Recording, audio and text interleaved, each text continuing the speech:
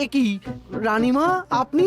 আমি তোমাদের কৃষ্ণনগরের রানীমা নই, আমার নাম ললনা। আমি হরেক রকমের গলায় কথা বলতে পারি। এটা আমার আসল গলা। ওরে বাবা রে বাবা রে বাবা, আপনি তো প্রতিভার জলজ্যান্ত রূপ। একে আপনি কোথা থেকে পেলেন কামবাজরাজ? বেশ কিছুদিন আগে একটা যাত্রা দেখতে গিয়ে ললনার সাথে পরিচয় হয়। ওর ব্যাপারে সবকিছু জানার পরে আমার মাথায় একটা বুদ্ধি খেলে যায়। তাই আপনি আমাকে ডেকে পাঠিয়েছেন, তাই তো? একদম তাই। আমার একটা পরিকল্পনা আছে। ছলে বলে কৌশলে ওই কৃষ্ণনগরের আসল রানীকে কিছুদিনের জন্য বাইরে পাঠাতে হবে, আর সেই সুযোগে সেসব দায়িত্ব আমার ওপরে ছেড়ে দিন। আমি নিজের দায়িত্ব নিয়ে ললনাকে কৃষ্ণনগরের রানীর সমস্ত আদব কায়দা শিখিয়ে দিয়েছি। এখন শুধু আমি বাকি ব্যাপার নিয়ন্ত্রণ করব। এখন মহারাজ বাৎসরিক হিসেব নিয়ে ব্যস্ত, তাই রানীমা চলে যাবেন আর তার বদলে ঢুকবে ললনা দেবী। তাহলে আর দেরি কেন? আজ রাতেই বেরিয়ে পড়ো। আর যদি আমার পরিকল্পনা অনুযায়ী এগোতে পারো, তাহলে কিছুদিন পরে তুমি হয়ে উঠবে কৃষ্ণনগরের রাজা। আমার কত দিনের আশা। চলুন তাহলে। হ্যাঁ চলুন, রাজবাড়ির বাকি ব্যাপার যেতে যেতে বুঝিয়ে দেব। রানীমা কিভাবে কথা বলেন, কাকে কি বলে ডাকেন, রাজবাড়ির কোথায় কি আছে সব।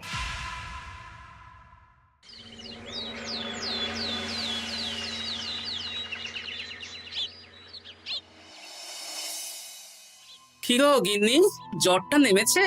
এই জ্বরটা কমেছে, কিন্তু শরীরটা খুব দুর্বল গো। তুমি পারলে ভাতটা রান্না করে রাজবাড়ি যাও, আমি বেলার দিকে এই কিছু একটা তরকারি করব। না না গিন্নি, তোমাকে এই শরীরে রান্না করতে হবে না। আমি তরকারির সবজি কুটে রাখছি। হ্যাঁ, ওই পুটির মাকে বলে রাখবো, ও এসে রান্না করে দেবে। তাহলে তো ভালোই হয়, জ্বরে একেবারে শরীরটা দুর্বল করে দিয়েছে গো। হ্যাঁ, তুমি বিশ্রাম নাও গিন্নি, আমি রান্নাঘরে যাই। কি গোপাল আজকে এখনো এলো না? ও কোনোদিন সময় এসেছে মহারাজ? ওকে তাড়িয়ে আপনি একটা কাককে রাজসভায় রাখলেও সে সময়ে আসবে। আসলে গোপালের গিন্নির খুব জ্বর, আমি দেখে এসেছি। তাই হয়তো ওর গিন্নির সেবা শুশ্রূষা করতে গিয়ে গোপালের দেরি হচ্ছে। তোমাকে আর গোপালের হয়ে কাসুন্দি গাইতে হবে না। এই তোমরা থামো তো। একটু দেরি হয়ে গেল মহারাজ। আসলে গিন্নির খুব জ্বর, তাই কিছুটা রান্না করে এলাম। আচ্ছা আচ্ছা আচ্ছা, তা এখন তোমার গিন্নির শরীর কেমন আছে? আগের থেকে ভালো আছে মহারাজ, জ্বরটা কমেছে, কিন্তু শরীর খুব দুর্বল। বেশ বেশ, একটু যত্নআত্তি করো। যাই হোক, আজকে সারা বছরের খরচের হিসেব আর আগামী অর্থনৈতিক বছরের প্রকল্প নিয়ে আলোচনা হবে। আলোচনা শুরু করা হোক। বিগত অর্থনৈতিক বছরে বিভিন্ন খাতে মোট খরচ হয়েছে 15,700 মোহর, আর বিভিন্ন কর বাবদ উপার্জন হয়েছে 22,000 মোহর। তাহলে তো মহারাজ ভালোই লাভ হয়েছে। এবার আমাদের দিকে একটু নয়ন মেলে তাকালেই হয়। সেসব তো দেখবই, কিন্তু তার আগে আমি মন্ত্রীর সাথে বিগত বছরের সব খরচ নিয়ে হিসেবে বসবো। হ্যাঁ, বেশিরভাগ দায়িত্ব তো মন্ত্রীমশাইয়ের কাঁধেই থাকে, তাই উনি কোনো হিসেবে জল দিয়েছেন কিনা সেটাও পরখ করে নেওয়া যাবে। এত কাজের চাপ যাচ্ছে কদিন, শান্তিতে ঘুমোতেও পাচ্ছি না।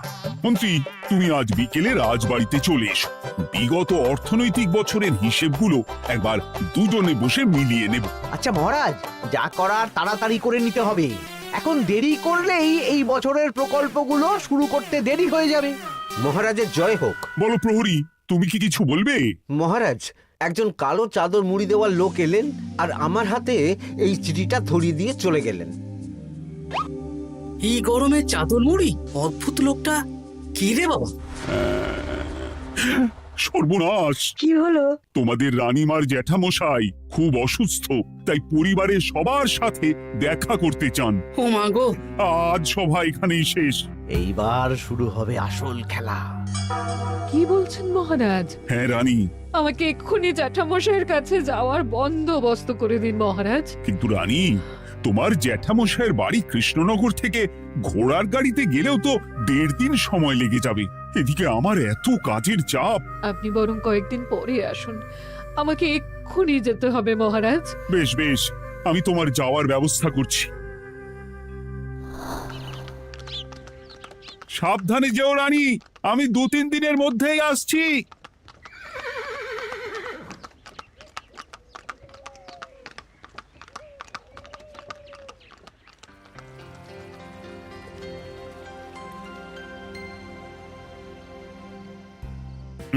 মন্ত্রী, বিগত অর্থনৈতিক বছরে আমাদের পাঠশালার উন্নতির জন্য কত খরচ করা হয়েছিল একটু দেখো তো। সব মিলিয়ে মোট 150 মোহর মহারাজ। কিন্তু আমার এখানে তো 170 মোহর দেখাচ্ছে। 170 মোহর? তা কি করে হয়? একই রানীমা, আপনি ঘোড়ার গাড়ি করে গেলেন আর হেঁটে চলে এলেন? সে আমার ব্যক্তিগত ব্যাপার, তুমি তোমার কাজ করো।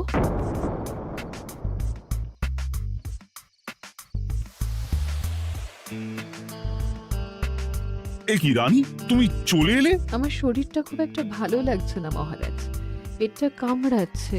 তাই সহিসকে বললাম ঘোড়ার গাড়ি নিয়ে জ্যাঠামশাইকে দেখে আসতে, আর আমি বাড়ি চলে এলাম। ও, সহিস এসে খবর দেবে, তারপর আমি আর আপনি দুজনে একসাথে যাব। বেশ বেশ, ঠিক আছে রানী, তুমি বিশ্রাম নাও। বিশ্রাম না, আমি একটু স্নান ঘরে যাব। পেটটা কেমন মোচড় দিচ্ছে। মহারাজ কিছুই বুঝতে পারেনি, মজা জমবে।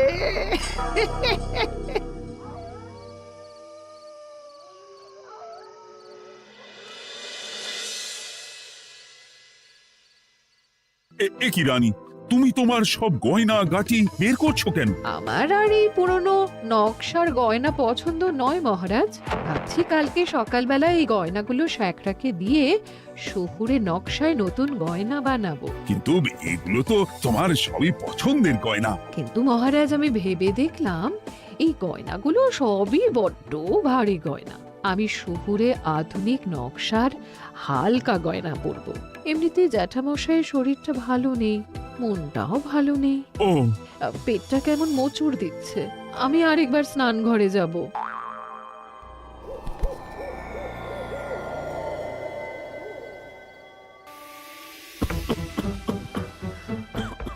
ওই তো মন্ত্রী মশাই এসেছে।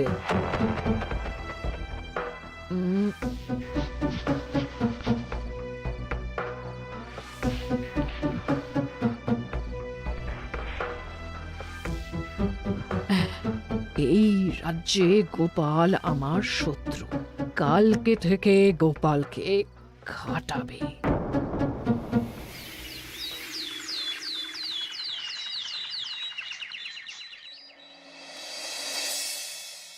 হায় হায় হায়, কি হলো রানী, কি হলো?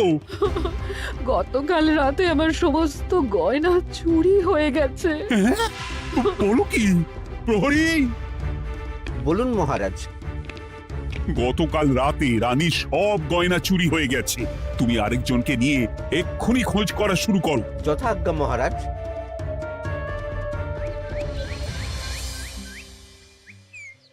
আমার সব গয়না চুরি হয়ে গেল, এবার আমি কি করব?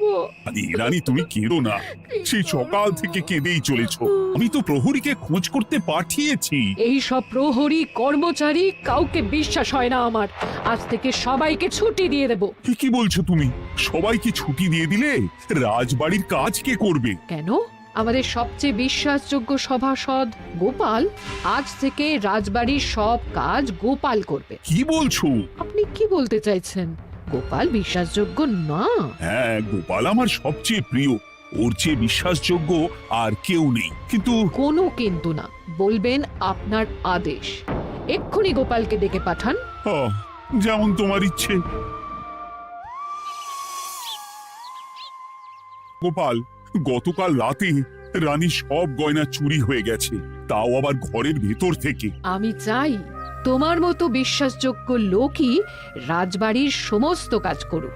মানেটা ঠিক বুঝতে পারলাম না রানীমা। মানে আমি রাজবাড়ির বেশিরভাগ কর্মচারীকে ছুটি দিয়ে দিচ্ছি, তার বদলে রাজবাড়ির কাজ করবে তুমি। কিন্তু কোনো কিন্তু না। রাজসভার ভাড়ামো অনেক হয়েছে, এবার থেকে তোমার কাজ বাসন মাজা, ঘর মোছা, কাপড় কাচা, পুরো রাজবাড়ি ঝাঁট দিয়ে পরিষ্কার করা। এই সেরেছে। যাও, রান্নাঘর থেকে বাসন নিয়ে পুকুর পাড়ে গিয়ে বাসন মাজবে। এ কি গোপাল, রাজসভা থেকে সোজা পুকুর পাড়ে? এ কি হয়েছে নাকি? হ্যাঁ, খুব হাসি পাচ্ছে না? হাসি তো পাবেই। নতুন রানীমা আসার পরে তোমার এই হাল করে ছেড়ে দিল। নতুন রানীমা?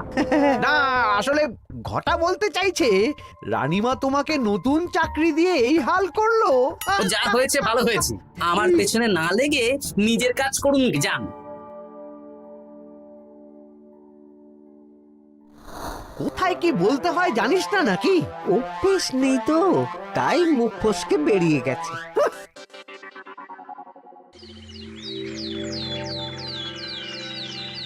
রাজ্যে চোরের উপদ্রব বেড়ে গেছে, তাই আমরা কিভাবে চোরের উপদ্রব কমানো যায় সেই নিয়ে আজকে একটা আলোচনা করব। কিন্তু মহারাজ, রাজসভায় এখনো তো সবাই আসেনি। এই তো এসে গেছি। ওই রাজবাড়ির জামা কাপড় কাচ্ছিলাম। এ কি, গোপাল এখন রাজবাড়ির জামা কাপড় কাচে? হ্যাঁ, সেসব করতে গিয়ে আমার নিজের জামা কাপড়ই ভিজে গেল, তাই বদলে এলাম। মহারাজ, রানীমা ঘোড়ার গাড়ি করে এসেছেন। মানেটা কি? রানী তো রাজবাড়িতেই আছে। হে কি মহারাজ, আমি প্রহরীদের কাছে শুনলাম আমার মতন দেখতে কেউ রাজবাড়িতে উড়ে এসে জুড়ে বসেছে। মানে তুমি তো আগেই চলে এলে। কি কাণ্ড! এই কে? শুনলাম আমার মতন দেখতে কেউ এসেছে। ও আচ্ছা, আপনি। তা কি চাই আপনার? বোঝো কাণ্ড, একরকম দেখতে একরকম গলা। এ বলে আমি আসল, ও বলে আমি। হায় হায় হায়, আসল নকল বোঝাই দায়। একটা নয়, দুটো রানী। আমার জ্যাঠামশাই একদম সুস্থ। এই মহিলা নিশ্চয়ই ভুয়ো চিঠি দিয়ে নিজের রাজবাড়িতে ঢোকার সুযোগ খুঁজছিল। একদম বাজে কথা বলবেন না।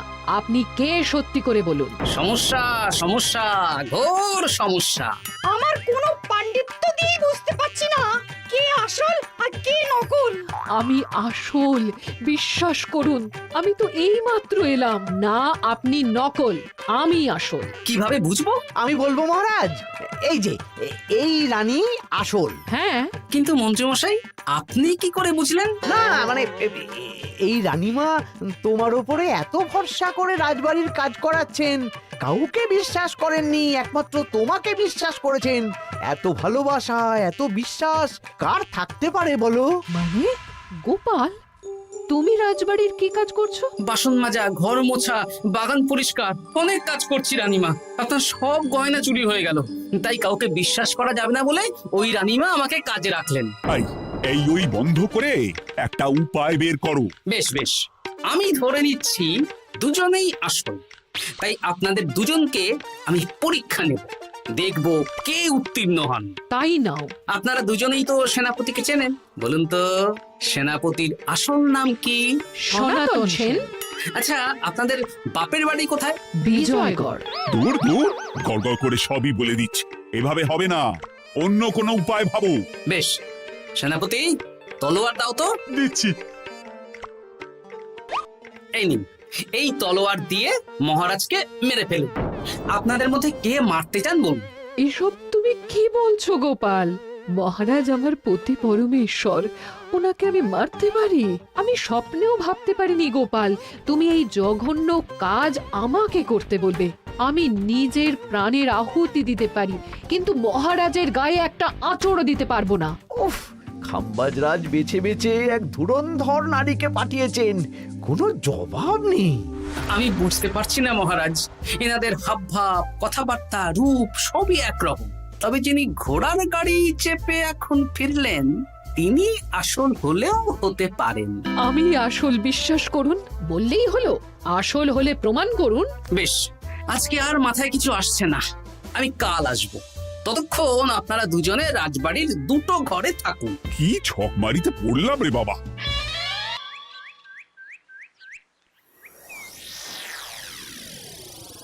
ললনা একদম তৈরি হয়ে এসেছে। দারুণ মজা হচ্ছে বলুন। এবার শুধু একবার আসল রানীকে সরিয়ে ললনা যদি রানী হয়ে যায়, তাহলে রানীর গয়নার মতন সব আমার হাতে চলে আসবে। তারপর কি হবে? তারপর ধীরে ধীরে মহারাজকেও কায়দা করে সরিয়ে দেব, আর খাম্বাজ রাজ আর আমি এই দুজনে মিলে এই রাজ্য চালাবো। ও কি বুদ্ধি আপনার মাথায়।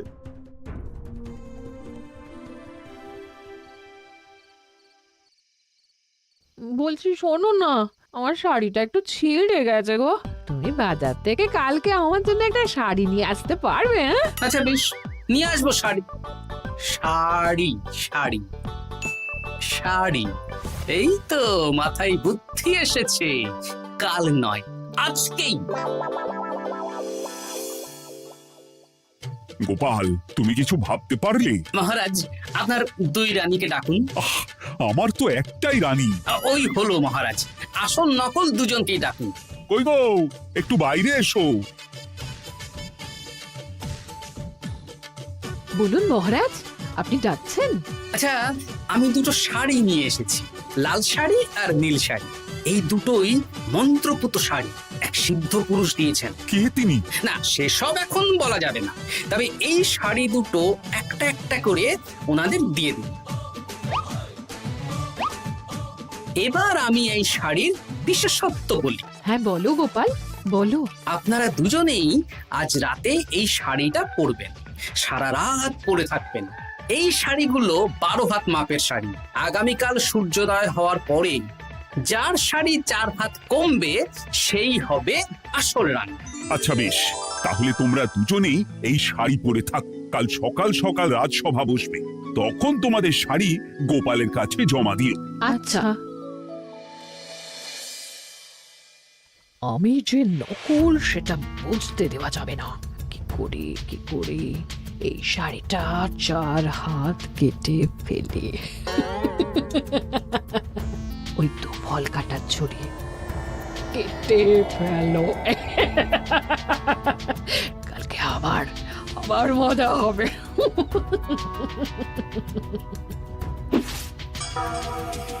হে ঠাকুর, রক্ষা করো ঠাকুর, আমার শাড়িটা যেন 4 হাত কমে যায়। ঠাকুর রক্ষা করো।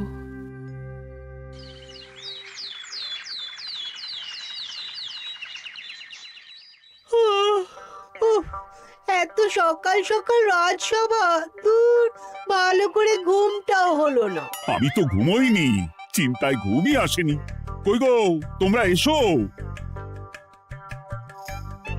এই নিন আমার শাড়ি, এবার মেপে দেখুন, এটা 4 হাত কমে গেছে। এই দেখুন মহারাজ, বিশ্বাস করুন আমি আসল, কিন্তু এই শাড়িটা সারা রাত পরে থাকা সত্ত্বেও 4 হাত তো দূর, 4 আঙুলও কমেনি। লাল শাড়িটাই ছোট মনে হচ্ছে। তাহলে তুমি আসল? উফ, বাবা, বাঁচা গেল। আয়, কে আছো?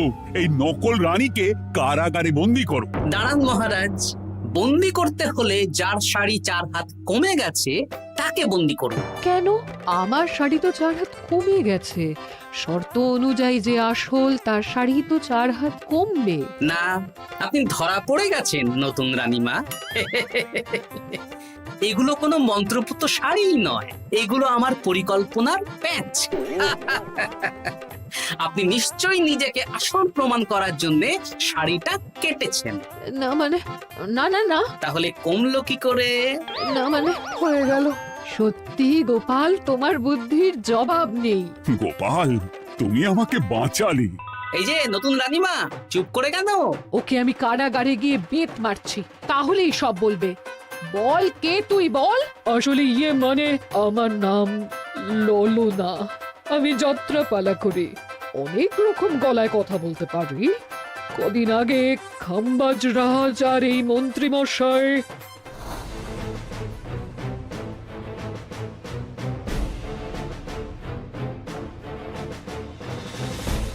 বাবা, এ তো দেখছি ললনার ছলনা। তার মানে রানীমার গয়না? ওগুলো তো সব মন্ত্রীকে দিয়েছে, জানলা দিয়ে কাপড়ে পেঁচিয়ে নামিয়ে দিয়েছি। মন্ত্রী, তোমাকে আমি শুলে চড়াবো। ভুল হয়ে গেছে মহারাজ, আমাকে ক্ষমা করুন। প্রাণে মারবেন না, সব গয়না ফেরত দিয়ে দেবো মহারাজ। তুমি শত্রু রাজ্যের প্ররোচনায় এত বড় ক্ষতি করতে চেয়েছিলে? ক্ষমা করুন মহারাজ, ক্ষমা করুন। সেনাপতি, মন্ত্রীকে 1000 বার বেত্রাঘাত করো। আর এই